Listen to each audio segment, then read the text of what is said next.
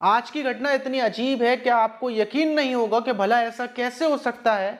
क्योंकि एक महिला जो अपने पति, अपनी नाबालिग बेटी को छोड़कर अपने प्रेमी के साथ चली गई थी, अलग रहने लगी थी, प्रेमी के साथ जिंदगी भर साथ रहने का फैसला कर लिया था, लेकिन अचानक से उस महिला के दिमाग में कुछ ऐसा फितूर आता है कि वो अपने पति को, जिसको उसने छोड़ा था, और अपनी बेटी को, जिसको वो छोड़कर चली गई थी, उन दोनों के साथ मिलकर एक प्लानिंग करती है।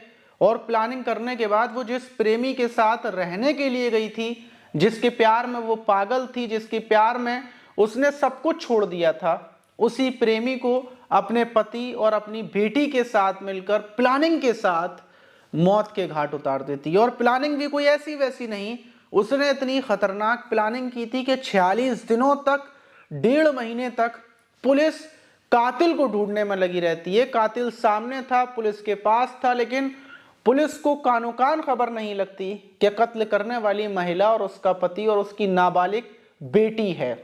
46 दिनों के बाद इस घटना का खुलासा होता है, लेकिन सवाल ये कि जब वो अपने पति और अपनी बेटी को छोड़कर अपने प्रेमी के साथ, जवान प्रेमी के पास चली गई थी, तो फिर ऐसा क्या हुआ कि उसने हत्या की। और आखिर प्लानिंग ऐसी कौन सी प्लानिंग थी जो 46 दिनों तक पुलिस की टीमें चारों तरफ कातिल को ढूंढती रही और कातिल उनके सामने था, लेकिन पुलिस फिर भी नहीं पकड़ पाई। तो चलते हैं, आज की जो घटना है उसको शुरू से जानते हैं। तो दोस्तों, मेरा नाम माज है, उम्मीद है कि आप सब अच्छे होंगे, सुरक्षित होंगे। और जो आज की घटना है वो उत्तर प्रदेश का सहारनपुर है, और सहारनपुर जिले का ही एक सदर बाजार थाना पड़ता है। सदर बाजार थाना के इलाके की बात है कि जो बीती 26 जनवरी है, 26 जनवरी को एक वहीं सदर बाजार थाने के इलाके के रहने वाले लोग, कुछ लोग थाने में आते हैं और 26 जनवरी को वो बोलते हैं, शाम के टाइम आते हैं कुछ फैमिली वाले, और वो बोलते हैं कि उनका बेटा है जिसका नाम मनीष शर्मा है, जो ट्रांसपोर्ट का काम वगैरह करता है, उसका ट्रांसपोर्ट है, लेकिन वो 26 जनवरी की सुबह से गायब है। उसका फोन स्विच ऑफ आ रहा है, कोई पता नहीं है, और वो गुमशुदा हो गया है। पुलिस जब ये पूछती है, पुलिस के पास जब ये रिपोर्ट आती है, तो पुलिस हल्के में लेती है कि हो सकता है कहीं मनीष शर्मा कहीं गुस्से में चला गया हो, या फिर कहीं अपने दोस्तों के साथ पार्टी करने चला गया हो। पुलिस बोलती है कि फिलहाल में आप 24 घंटे का इंतजार करें, उसके बाद आना। और फैमिली वाले थे वो ये भी बोलते हैं कि हमारे बेटे की शायद हत्या हुई है उसके, या फिर उसका किडनैप कर लिया है, क्योंकि जो हमारे ही घर के पास की रहने वाली एक महिला है जो शादीशुदा है, जिसका नाम नीति है, उसके साथ हमारे बेटे की प्रेम कहानी चल रही थी। और कुछ महीनों पहले से वो हमारे बेटे के साथ किराए के मकान में रहती थी, और उसके बाद वो वापस अपने पति के पास चली गई। पहले वो अपने पति को छोड़कर हमारे बेटे के साथ रहती थी, और जहां तक हमारा अंदाजा है तो उसी ने हमारे बेटे की हो सकता है हत्या की, और या फिर उसका किडनैप कर लिया। और जो कुछ हमारे बेटे के साथ हुआ है वो उस महिला ने किया है जिसका नाम नीति है। पुलिस गुमशुदगी की रिपोर्ट दर्ज कर लेती है, और उसके बाद 24 घंटे गुजरते हैं। फिर दूसरे दिन जो मनीष शर्मा थी, उसकी फैमिली वाले थाने में पहुंचते हैं, बोलते हैं कि मनीष शर्मा का कोई पता नहीं है। अब पुलिस जांच पड़ताल में लग जाती है, मनीष शर्मा के कॉल को चेक करती है कि आखिर मनीष शर्मा की बातचीत किससे हुई थी, किससे बातचीत नहीं हुई थी। तो उसमें एक नंबर निकलता है, वो नंबर नीति का था। पुलिस जो नीति थी, जो घर वालों ने शक जताया था नीति के ऊपर, मनीष शर्मा की प्रेमिका के ऊपर, तो फौरन पुलिस नीति के घर पहुंचती है। वहां पर जाकर उससे बातचीत करती है, महिला से पूछताछ करती है कि आखिरी बार जो मनीष शर्मा है वो गायब हुआ है, तुम्हें पता हो या फिर कुछ मालूम हो। तो बोलती है कि नहीं, मुझे बिल्कुल भी नहीं मालूम, आखिरी बार मेरी बातचीत हुई जरूर थी, लेकिन उसके बाद मुझे नहीं पता। अब नितिन जो मनीष शर्मा था उसके बारे में पुलिस को कुछ नहीं पता थी कि आखिर मनीष शर्मा कहाँ गया।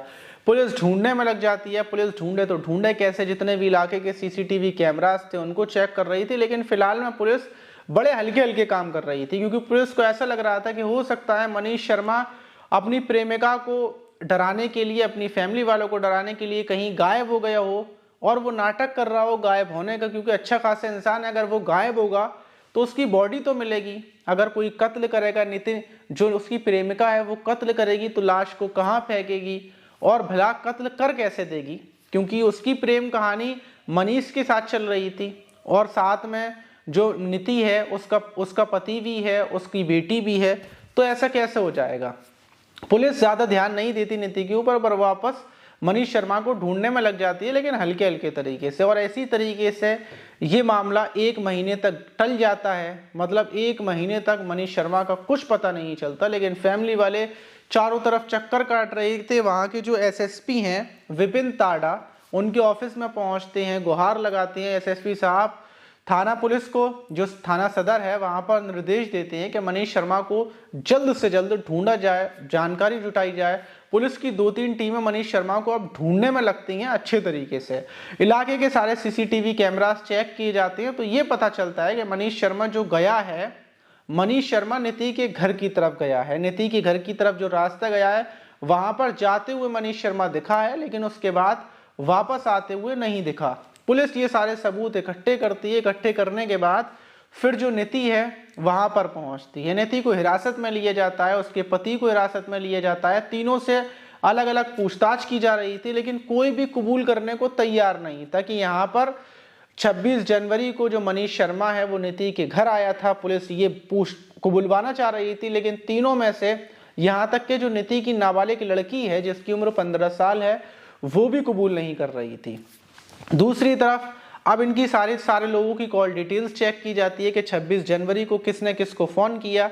तो जो नीति का पति है जिसका नाम कपिल है, उसकी कॉल डिटेल्स चेक की जाती है, तो उसमें एक नंबर और निकलता है जिस नंबर पर 26 जनवरी को बात हुई थी, और वो नंबर निकलता है शेखर सोनी का। शेखर सोनी मुजफ्फरनगर का रहने वाला था, लेकिन 26 जनवरी को वो कपिल के यहाँ पर आया था, मतलब नीति के घर पर आया था। पुलिस पूछती है आखिर ये शेखर सोनी कौन है और तुम्हारे घर पर क्यों आया था। तो जो पति था नीति का वो बताता है कि ये मेरा मुंह बोला भाई है, मेरे घर पर आया था और उस दिन ये घर पर नॉर्मली घूमने के लिए आया था। पुलिस के पास अभी तक ऐसा कोई सबूत नहीं था जिससे पुलिस ये कंफर्म हो सके क्या जो मनीष शर्मा है वो नीति के घर आया था और नीति के घर पर ही उसका किडनैप किया है या फिर गायब किया है, कत्ल किया है, ये सब कुछ।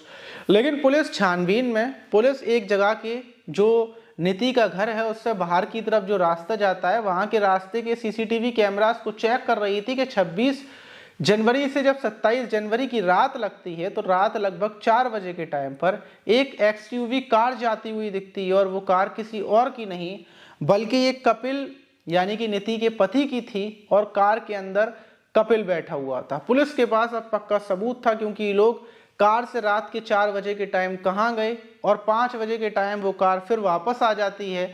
फौरन पुलिस इन लोगों को हिरासत में ले लेती है। पुलिस का शक यकीन में बदल जाता है, क्योंकि लाश को ये लोग रात के टाइम कहीं फेंकने के लिए गए होंगे। और पुलिस जब सख्ती से तीनों से पूछताछ करती है, वीडियो दिखाती है, सवाल करती है कि रात के 4 बजे के टाइम तुम लोग कहाँ गए थे, किसी से मिलने गए थे, कोई वजह होगी वो बताओ, ये सही जवाब नहीं दे पाते और तीनों टूट जाते हैं। बोलते हैं कि हाँ हमने ही मनीष शर्मा का कत्ल किया है। ये जो नीति थी, अब जो कपिल था नीति का पति, वो बोलता है कि इसमें मेरी कोई प्लानिंग नहीं थी, प्लानिंग मेरी पत्नी की थी। मेरी पत्नी चाहती थी अपने प्रेमी की हत्या करना। पुलिस नीति से पूछती है कि आखिर तुमने ये हत्या क्यों की, पूरी वजह क्या है, तुम तो अपने प्रेमी से प्यार करती थी, उसके साथ अलग जाकर रहने लगी थी, फिर तुमने हत्या क्यों कर दी। जब पुलिस नीति से सख्ती से पूछताछ करती है तो नीति रोते हुए बताती है क्या 4-5 महीने पहले, क्योंकि जो मनीष शर्मा था वो हमारे मोहल्ले का रहने वाला था, मेरी नजरें उससे मिली और उसके बाद मेरी प्रेम कहानी उससे शुरू हो गई। प्रेम कहानी चलती रहती है। ये खुलासा जब होता है ना तो 12 मार्च को खुलासा होता है। 46 दिन पुलिस छानबीन करने के बाद 12 मार्च को नीति इस घटना को कबूल करती है। नीति बताती है कि जब आंखें हमारी मिलने लगी तो उसके बाद एक दूसरे को नंबर दिया, बातचीत होना शुरू हुई। जो मनीष शर्मा था ये जवान था, हट्टा कट्टा था, ट्रांसपोर्ट इसका था। मैं इससे बातचीत करती रहती हूँ और मैं इसके प्यार में पड़ जाती हूँ। 4-5 महीने का प्यार इतना ऊपर चला जाता है कि मेरे पति को पता चल जाती है।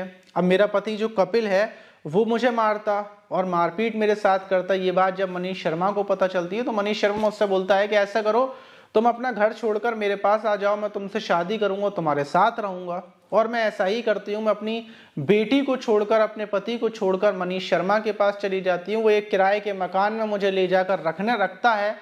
लेकिन वहां पहुंचने के बाद मुझे पता चलता है कि मनीष मुझसे प्यार नहीं करता था, बल्कि उसके अंदर एक हवस थी। क्योंकि वहां पहुंचने के बाद वो पूरे दिन मुझे उस कमरे के अंदर बंद रखता, पूरे दिन वो अपनी बाइक से इधर उधर घूमता फिरता, कुछ देर के लिए वो मेरे पास आता, शारीरिक संबंध बनाता और उसके बाद फिर बाइक लेकर चला जाता, शराब पीता। यहाँ पर आने के बाद मेरी ख्वाहिशें, मेरी शौक सारे ख़त्म हो चुके थे। जब मैं उससे बोलती कि तुम मेरे पास तो रहते नहीं हो, पूरे दिन तुम मुझे किराए के कमरे पर पड़ा रहने देते हो, खुद अपने घर पर रहते हो, तो इस बात पर वो मुझसे लड़ता झगड़ता और मुझे आखिर में एहसास होता है कि इसने मेरे साथ धोखा किया। और दूसरी तरफ जो कपिल है, और कपिल की, क्योंकि ये लोग मोहल्ले में ही किराए के मकान पर रह रहे थे, तो जो उसका पति है कपिल, वो बोलता है कि इन सारी, मेरी पत्नी के जाने के बाद पूरे मोहल्ले में, पूरे समाज में हमारी बहुत ज़्यादा बेइज्जती हुई थी। और ये बेइज्जती नीति की हुई थी क्योंकि नीति ने अपने पति को छोड़ा, अपनी बेटी को छोड़ा, और उसके बाद प्रेमी भी उसको खुश नहीं रख रहा था। उसने दुनिया के ताने सब कुछ बर्दाश्त कर लिया, लेकिन आखिर में उसको प्यार नहीं मिला उसकी प्रेमी की तरफ से। तो नीति आग बबूली थी अंदर, उसके अंदर ज्वाला फूट रही थी, आग फूट रही थी। और वो उसी वक्त अपने पति को फोन करती है, पति से बोलती है कि मुझसे बहुत बड़ी गलती हो गई, मैं क्या करूं। पति तो वैसे ही परेशान था, चारों तरफ चर्चाएं हो रही थी। फौरन पति बोलता है कि तुम ऐसा करो, वापस घर आ जाओ, मैं तुम्हें माफ कर दूंगा, तुमसे कुछ नहीं बोलूंगा। ये सुनते ही नीति अपना सामान पैक करती है, वापस अपने पति के पास आ जाती है, अपनी बेटी के पास आ जाती है। वापस आने के बाद वो अपने पति से माफी मांगती है, सॉरी बोलती है, और बोलती है कि जो मनीष शर्मा है उसने मेरे साथ बहुत गलत किया, मेरा इस्तेमाल किया, मेरा यूज किया, और मैं चाहती हूँ उससे बदला लेना। ये बात वो बोलती है। और उसके बाद ये जो मनीष शर्मा था, इसका आना जाना बराबर नीति के घर पर लगा हुआ था। ये नीति को छोड़ने का नाम नहीं ले रहा था, और नीति भी परेशान थी, और कपिल था वो भी परेशान था। तो और जब नीति अपने पति से ये बात बोलती है तो पति तैयार हो जाता है। इस प्लानिंग में वो लोग अपनी नाबालिग बेटी को लेते हैं, और जो पति था वो अपने मुंह बोले भाई को मुजफ्फरनगर में फ़ोन करता है, शेखर सोनी को। उसको 1.5 लाख रुपए का ऑफर देता है, उससे बोलता है कि एक हत्या करनी है, हत्या में शामिल होना है। और 26 जनवरी को वो अपने मुंह बोले भाई को भी घर बुला लेता है। पूरी प्लानिंग तैयार हो चुकी थी, अब बुलाना था तो सिर्फ मनीष शर्मा को बुलाना था। और फिर नीति मनीष शर्मा को फ़ोन करती है, बोलती है कि ज़रा घर पर आ जाओ, तुमसे बातचीत करनी है। अब अगर पति होता यहाँ पर तो मनीष शर्मा घर पर नहीं आता, तो इसीलिए वो मनीष शर्मा को बोलती है कि पति घर पर नहीं है, तुम आ जाओ। मनीष शर्मा घर पर पहुँचता है, और उसी वक्त जो उसकी बेटी थी जो प्लानिंग में शामिल थी, वो चाय लेकर आती है। चाय के अंदर पहले से ही नींद की ढेर सारी गोलियां डाल रखी थी। जैसे ही मनीष शर्मा चाय पीता है, उसको हल्की फुल्की नींद आने लगती है। तो उसी टाइम पर शेखर सोनी आता है एक हथौड़ा लेकर, और मनीष शर्मा के सर पर वार करते हैं। और यहाँ पर नीति भी वार करती है, और कुछ ही देर के बाद जो कपिल था वो आ जाता है। वहीं पर मनीष शर्मा का काम पूरे तरीके से तमाम कर देते हैं, और जो बॉडी थी उसको वहीं पर बोरे में पैक कर कर रख देते हैं। फिर ये लोग खाना खाते हैं, पार्टी करते हैं। हैरत की बात देखिए कि इस प्लानिंग में 15 साल की एक नाबालिग बेटी भी थी, और प्लानिंग में ये था कि किसी को भी किसी भी हाल में कबूल नहीं करना कि मनीष शर्मा यहाँ पर आया था। और रात के 4 बजे के टाइम पर ये लोग अपनी कार निकालते हैं XUV, और उसमें लाश को रखकर सीधे ये लोग जो ननौता का एक गंगा नहर है वहाँ पर पहुँचते हैं रात के 4 बजे के टाइम पर। और गंगा नहर में उस बोरे को वहीं पर फेंक आते हैं। गंगा नहर में बोरा बह जाता है, और वापस अपने घर आ जाते हैं। पूरी प्लानिंग पहले से तैयार थी, इस वजह से ये लोग कबूल करने को तैयार नहीं थे कि इन लोगों ने ही मनीष शर्मा की हत्या की है। लेकिन पुलिस की मेहनत के बाद, 46 दिनों की मेहनत के बाद मनीष शर्मा के कत्ल का खुलासा हो पाया। लेकिन खुलासा भी देखिए कितना हैरान करने वाला, कि जो युवक ये समझ रहा था कि उसने किसी के परिवार को बिगाड़कर जिस महिला से वो प्यार करता है उस महिला को अपने साथ ले आया, वो महिला वापस चली गई, उसके साथ संबंध बनाता रहेगा, उसने कभी सपने में भी नहीं सोचा होगा कि वही महिला अपने पति और बेटी के साथ मिलकर उसका ये हाल कर सकती है। और मनीष शर्मा के बेचारे को मौत के घाट उतार दिया। लेकिन सवाल ये भी है कि जो महिला थी, गलत उसने किया था, वो पहले भागी, अपने पति को धोखा दिया, और उसके बाद उसने इतना बड़ा कदम उठा लिया। अगर वो चाहती, नीति चाहती, तो ऐसा भी कर सकती थी कि जो मनीष शर्मा था उससे रिश्ते नाते सब खत्म कर देती, अपने पति के साथ रहती। लेकिन उसने ऐसा नहीं किया। और आखिर में अब ये तीनों भी, जो नाबालिग है उसको भी भेजा जाएगा, 15 साल की उम्र है, उसको भी बाल सुधार भेजा जाएगा। और दूसरी तरफ पति पत्नी जेल में रहेंगे, शेखर जेल में रहेगा जिसको पैसों का लालच था। कुल मिलाकर तमाम सारी जिंदगियां बर्बाद हो गई पैसा बदले के चक्कर में। किसी को पैसे का लालच था, किसी को बदले का लालच था, पति को अपनी इज्जत का। तो सबने अपने अपने मतलब की वजह से जिंदगी बर्बाद हो गई। सोच विचार करने वाला कोई अगर समझदार इंसान होता तो ऐसा नहीं होता। आप इस घटना पर क्या बोलना चाहेंगे कमेंट बॉक्स में जरूर बताइएगा, नीचे जाकर कमेंट कर दीजिएगा। अगली वीडियो में आपका नाम लिया जाएगा, आप किस सवाल का जवाब दिया। मिलते हैं किसी और वीडियो में।